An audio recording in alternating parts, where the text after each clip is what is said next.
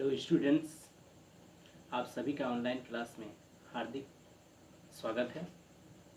आज का topics Pythagoras प्रमेय है। प्रमेय का स्टेटमेंट देखते हैं। एक समकोण त्रिभुज में कर्ण का वर्ग शेष दो भुजाओं के वर्गों के योग के बराबर होता है।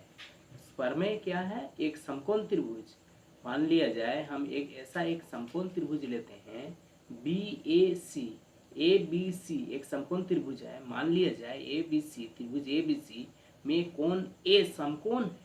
कोण एक ऐसा है, समकोण है। समकोण मीन्स 90 डिग्री है। तो सिद्ध करना है कि बी सी स्क्वायर, यहाँ पे दिया हुआ है समकोण त्रिभुज में कर्ण का वर्ग, ये मेरा कर्ण है, शेष दो भुजाओं के वर्ग का योग के बराबर होता है। ये बी सी स्क्वायर, ये कर्ण है। तो शेष दो भुजा क्या है? ए बी है और ए सी है। तो ए बी स्क्वायर और A C square, B C square equal to A B square plus A C square. शेष दो भुजाओं के वर्गों का योग हो रहा है B C square equal to A B square plus A C square. तो इसको हम सिद्ध करने के लिए पहले हम एक रचना करेंगे। क्या रचना करते हैं कि त्रिभुज ए बी सी में ए डी, यहाँ से यहाँ ए डी जो है, ए डी से यहाँ ए डी परपेंडिकुलर खींचेंगे बी सी पर, जिसको मैं यहाँ पे खींच दिया हूँ कि बी ए सी, या हम लिखेंगे ए बी सी। ये एक त्रिभुज है, ए बी सी एक त्रिभुज है जिसमें ए से D, A D B C पर परपेंडिकुलर खींचे, A D perpendicular B C खींचे। अब हम नेक्स्ट कर इसका प्रूफ कैसे देते हैं। देखिए प्रूफ प्रमाण में हम देखेंगे इसको। प्रमाण में हम लाते हैं, देखते हैं कैसे, किस तरह से आएगा प्रमाण। प्रूफ देखते हैं। अब ये मेरा एक त्रिभुज है, त्रिभुज ए बी डी। अब यहाँ से हम एक त्रिभुज दी ए बी सी एक त्रिभुज है। इसमें हम यहाँ से यहाँ एक लंब खींच दिए, बी सी पर लंब खींचे, ये 90 डिग्री है और ये भी मेरा एक 90 डिग्री है। तो इसमें हम ए बी डी, इसको हम अलग से एक त्रिभुज बना के दिखा देते हैं कैसा एक त्रिभुज बनता है। देखिए इस तरह से एक 90 डिग्री का त्रिभुज बनेगा, ऐसा ही कि ये एक 90 डिग्री का है।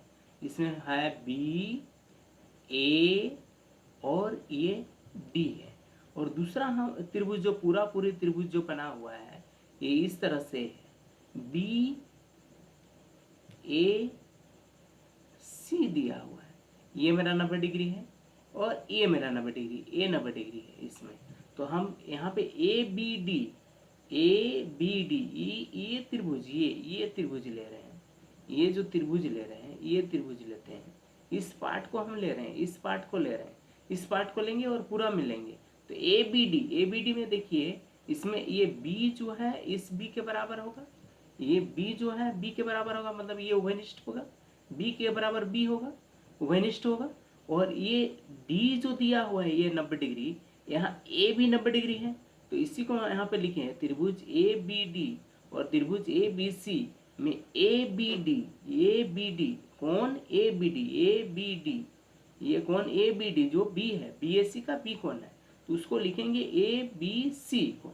ये उभयनिष्ठ हो गया, दोनों में है, क्योंकि छोटा सा त्रिभुज में ये है इसका पार्ट, और ये बी ए सी में भी ये बी है, तो ये उभयनिष्ठ हो गया। और दूसरा हम ए डी बी ये 90 डिग्री है, और फिर ये बी ए सी ये भी मेरा 90 डिग्री है।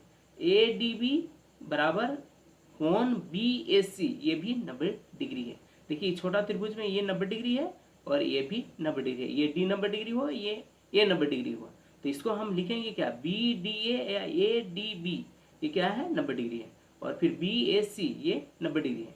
इसका मतलब समरूपता दोनों समरूप हो जाए। कोई दो त्रिभुज में अगर दो कोण बराबर हो गया तो क्या होगा, करस्पॉन्डिंग दो कोण अगर बराबर हो गया, एंगल दो अगर बराबर होगा, ए से समरूपता से समरूप हो जाएगा। तो ए बी डी त्रिभुज ए बी डी समरूप त्रिभुज सी बी ए, ये क्या हो जाएगा सी बी ए, क्योंकि इसको हम सेट करेंगे। इसको लिखने का तरीका ऐसा उटपटांग हम नहीं लिख पाएंगे, लिखना भी गलत हो जाएगा। ए बी सी हम ए बी डी लिखेंगे और ए बी सी लिख देंगे, तो ये समरूप त्रिभुज लिखने से गलत हो जाएगा। तो ये जो समरूप त्रिभुज है इसको लिखने का तरीका ये है कि बी के जगह बी आना चाहिए, डी के जगह ए आना चाहिए। तो हम देखते हैं बी के प्लेस पे बी आया है और डी के प्लेस में ए आया है। अब बाकी ए और सी को लिख दिए, तो ऐसा हम लिखेंगे तो त्रिभुज ए बी डी समरूप त्रिभुज सी बी ए हो गया। अब इसमें हम देखते हैं कि ए बी इसका संगत भुजाओं का अनुपात लेंगे, A B by C B, A B by C B हो गया। और ये B D by A B D by B A हो गया। और एक आ जाएगा ए डी का हमको जरूरत नहीं है इसलिए हम उसको नहीं लिखते हैं। तो ये क्या होगा, समानुपातिक भुजाएं,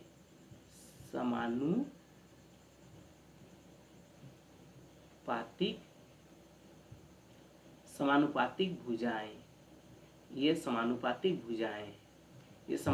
भुजाएं। अब इसमें हम देखते हैं क्या है, ए बी स्क्वायर, अब इसको मल्टीप्लाई कर देंगे, A B square equal to B C into B D हो जाएगा। ये वन है, ये वन इक्वेशन हो गया, इसको हम एक इक्वेशन लिखते हैं। अब जैसे हम इसमें ए बी डी ये हम लिए थे एक छोटा सा त्रिभुज और ये पूरा में लिए थे, अब इस साइड वाला त्रिभुज ए डी सी और पूरा त्रिभुज में समरूप दिखाएंगे। तो ये वन आ गया। दूसरा हम देखते हैं फिर अब देखिए इसको हम फिर से हम एक त्रिभुज बना दिए बी ए सी, ये क्या है 90 डिग्री है, ये 90 डिग्री है और ये भी 90 डिग्री है। तो इसमें हम ये छोटा सा ए डी सी ये जो हम देखेंगे ए डी सी में ये 90 डिग्री है और यहाँ पे हम बड़ा सा त्रिभुज ले लेंगे, ये इस तरह से लेंगे, ये बड़ा सा त्रिभुज होगा, ये आएगा बी ए और ये सी आ जाएगा, ये बड़ा सा त्रिभुज है। अब ये दोनों त्रिभुज में हम देखेंगे, ये दोनों त्रिभुज में समरूप, तो डी बराबर ए हो जाएगा 90 डिग्री डी बराबर ए, और ये सी मेरा कॉमन हो जा रहा है, ये सी मेरा क्या है कॉमन हो जा रहा है। तो इसी को हम लिखे हैं कि ए त्रिभुज ए सी डी त्रिभुज ए सी डी और त्रिभुज ए बी सी में, यहाँ पे हम किसी भी क्रम में लिख सकते हैं, ए बी सी या बी ए सी, यहाँ कुछ भी लिख सकते हैं, लेकिन यहाँ समरूप लिखेंगे तो ये एंगल मिलाते हुए लिखना होगा, ठीक है। तो इसमें हम देखते हैं ए सी डी में ए सी डी ये कौन कॉमन है, ये कौन ए सी बी, ये ए सी डी छोटा सा कौन और ए सी बी पूरा बड़ा त्रिभुज में कौन, तो ये उभयनिष्ठ है, ये हो गया। और ए डी सी ये 90 डिग्री है, ये 90 डिग्री है। और तुम्हारा और आ गया बी ए सी ये भी 90 डिग्री है। तो ये भी हम देखते हैं ए सी डी इसको भी हम ऐसे लिखेंगे, ए सी डी ऐसे लिख दिए, तो ए के प्लेस में क्या आना चाहिए, डी आना चाहिए, ए के जगह में क्या आना चाहिए। इस एंगल को अगर देखेंगे हम, इस एंगल को अगर हम देखते हैं ए सी डी सी मेरा क्या है, सी मेरा उभयनिष्ठ है, सी हो गया। अब यहाँ पे सी उभयनिष्ठ हो गया, ये मेरा डी है, डी मेरा 90 डिग्री है, तो इस डी के प्लेस पे क्या आना चाहिए, डी के जगह में ए आना चाहिए, डी के जगह ए आ गया।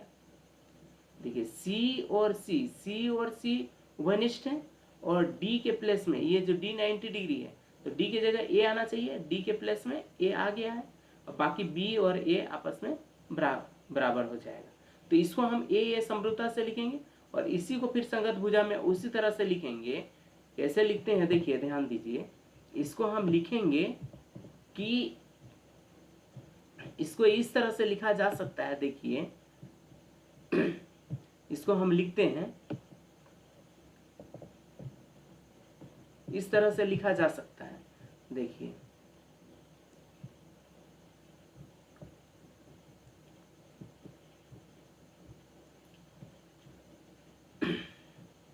अब देखिए ये त्रिभुज ए सी डी सिमिलर त्रिभुज बी सी ए समरूपता से है, तो इसके संगत भुजाओं को हम लिख सकते हैं। क्या लिखेंगे, ए सी बाई बी सी लिखेंगे, ए सी बाई बी सी लिखेंगे और इसको सी डी बाई क्या लिखेंगे, सी डी बाई सी ए लिखेंगे।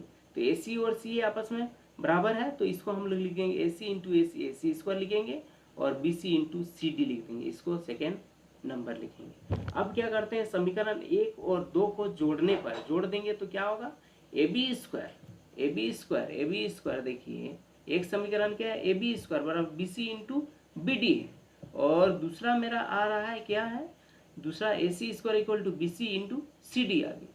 तो A B square plus A C square equal to B C into B D हो जाएगा, plus B C into C D, यहाँ से हम बी सी कॉमन ले लेंगे तो B D plus C D आ जाएगा, और बी सी अब B D plus C D, यहाँ पे देखिए बी डी यहाँ से यहाँ है और सी डी यहाँ से यहाँ है, दोनों मिला के क्या हो जाएगा, बी सी हो जाएगा, B D plus C D B C into B C square हो गया। तो इसी को हम लिख सकते हैं A B square plus A C square equal to B C square, यही हमको प्रूफ करना था। इस तरह से ये थ्योरम भी प्रूफ हो गया।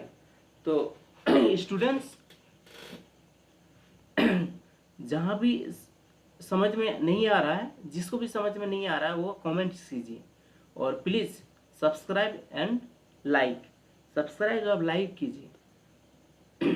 आगे फिर नेक्स्ट थ्योरम इसी तरह से मैं आगे बताते जाऊंगा, जितना भी थ्योरम आएंगे, हार्डर से हार्डर प्रॉब्लम जितना भी आएंगे उसको मैं बताते जाऊंगा। आज जितना भी बोर्ड एग्जाम में पूछा गया क्वेश्चन है, सारा क्वेश्चन का सॉल्यूशन मैं दे दूंगा। Okay, thank you.